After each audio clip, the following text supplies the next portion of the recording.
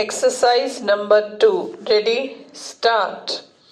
I am sure the government which has followed a particular course of action which has been the consistent national stand as far as India is concerned is conscious as far as the interest of India's agriculture is concerned and India's industry is concerned. The agricultural negotiations have not proceeded significantly in the past 5 years. Now there is a considerable amount of pressure on us to yield.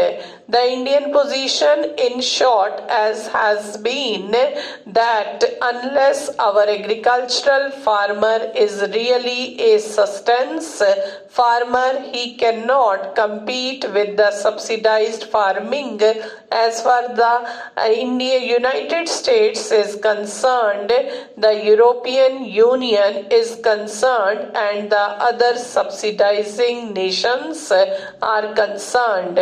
We must bear in mind that as far as these areas are concerned, nowhere in the world foreign policy and trade policy necessarily go together.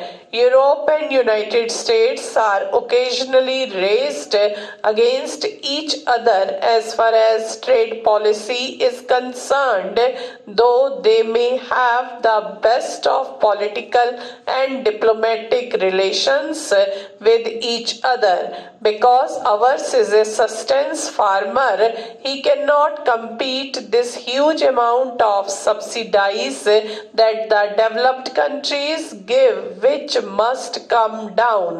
The government of India in the last 5 years has pursued this stand and pursued it vigorously.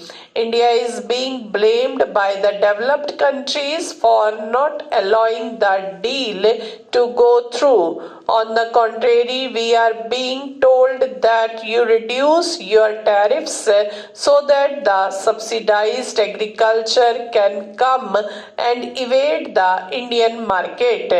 Even if it did not invade the Indian market, it will at least prevent our surplus from going into the global market, compelling our agricultural produce to be dumped in our own market and depress our prices. So those subsidies really are a death knell as far as the Indian farmer is concerned.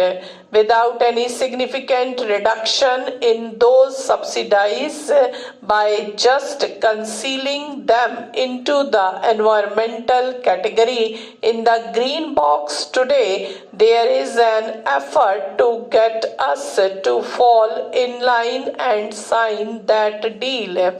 I wish to caution this government that this is one area where the government would not yield and stand by what our conventional Indian position is. The climate change negotiations are currently on. There also the efforts is that the developed countries have already had and tasted the fruits of development. They have a huge amount of industrialized growth and therefore their emissions or what pollutes the environment is far higher than us. Now the entire effort is to trade in that pollution and ask the developing or the weaker countries to buy it because our emissions are reasonably low from latest scam order. Stop.